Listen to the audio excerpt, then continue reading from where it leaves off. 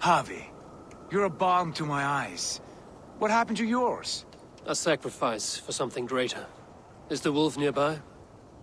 Yes, but he's grown. I have kept him company, but he's consumed by a sadness I cannot understand. Regrettable, but necessary.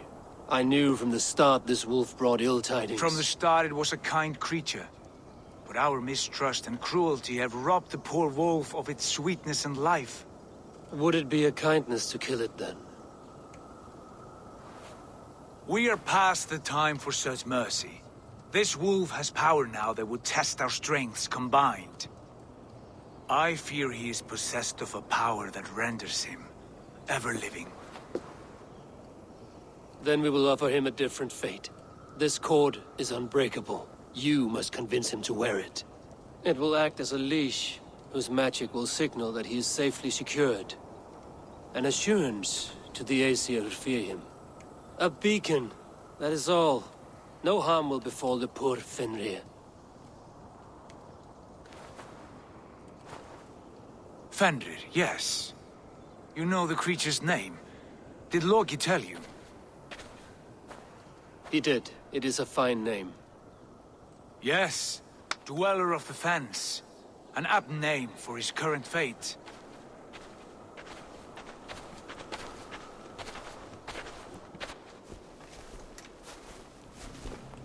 Fenrir! A good word has come! Leave me. I wish you well, Great Wolf. But a fear still hangs over Asgard. The Aesir worry about your growing size and strength. Do they now?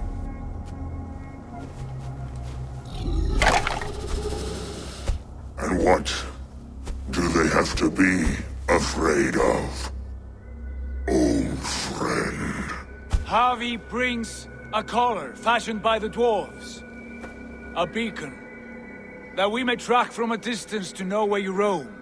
Wear this, and you may live and thrive in Asgard, without worry. I smell something sour. Wear the collar! Or return to Jotunheimer. There's no third way. Son of Loki, have I not treated you with kindness? We are bonded, you and I. And as I trust my king, so you may trust me. Open your mouth. As a pledge of faith, you may take my hand if I am untrue. Fair. Be swift, Javi.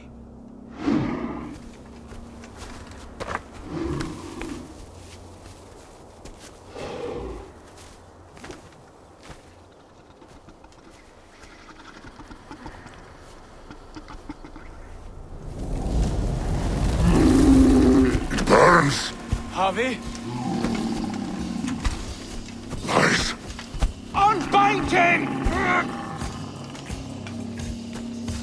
Javi! Here you stay, Fen Dweller!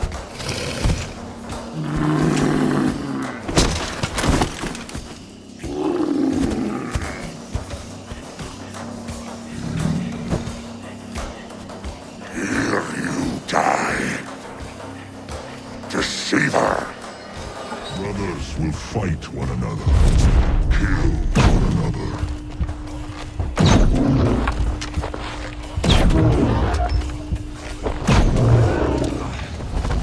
You speak in riddles. The home of the gods turns red. Red with gold.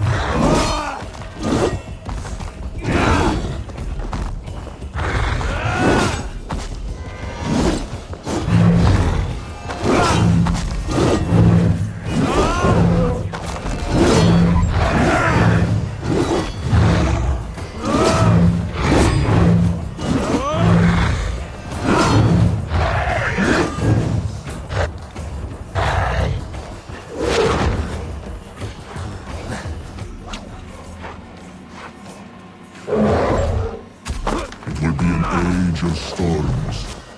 An age of war. Where did you hear these words of prophecy?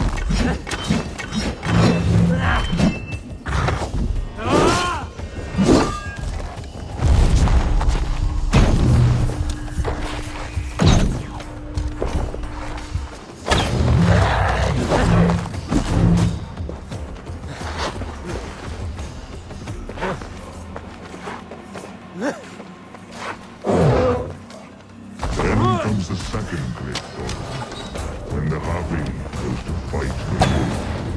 How do you know these things? This is the tale I tell myself, each night in the cold and dark, before I sleep and dream of tasting the flesh.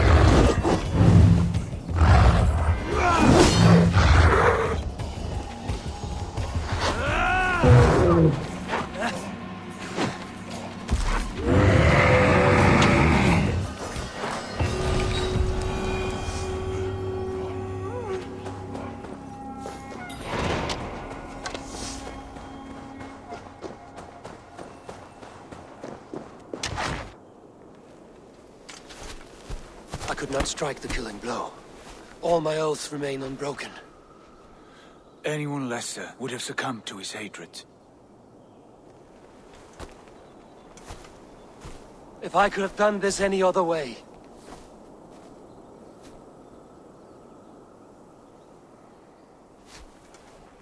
There was no other way, Harvey. Our fates are fixed.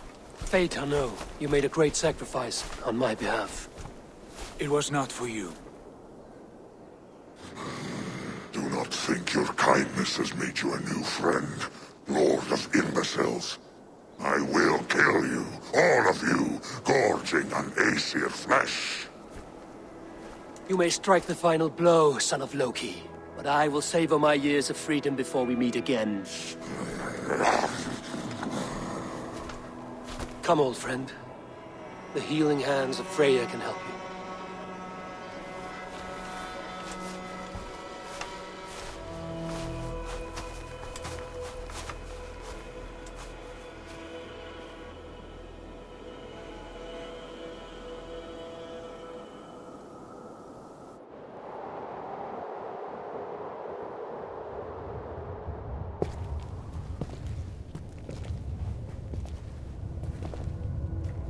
Have you come to say what I fear?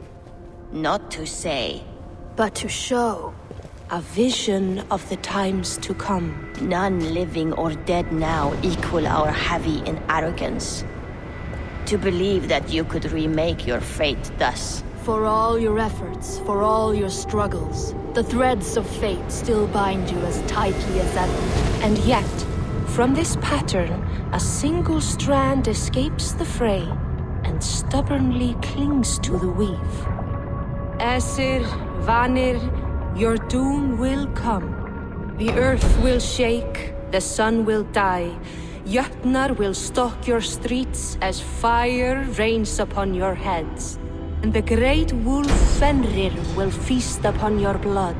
But you have found a way to live beyond this terror. Let it flow. To cheat your death. From the life tree we go, to the life tree we shall one day return. Mind and spirit will surge to a time far beyond your own. To a time in which you shall be reborn. None may follow. Loki least of all.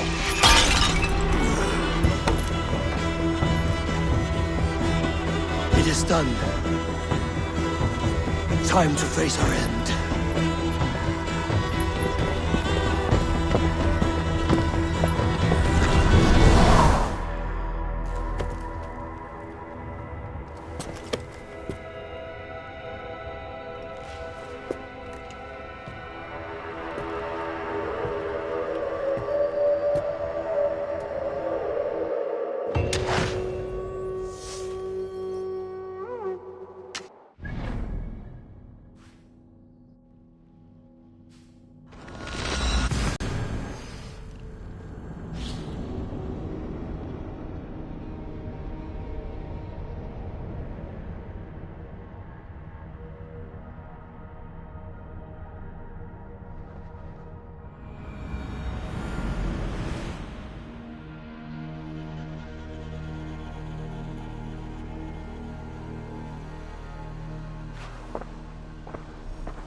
Eivor, you have awakened.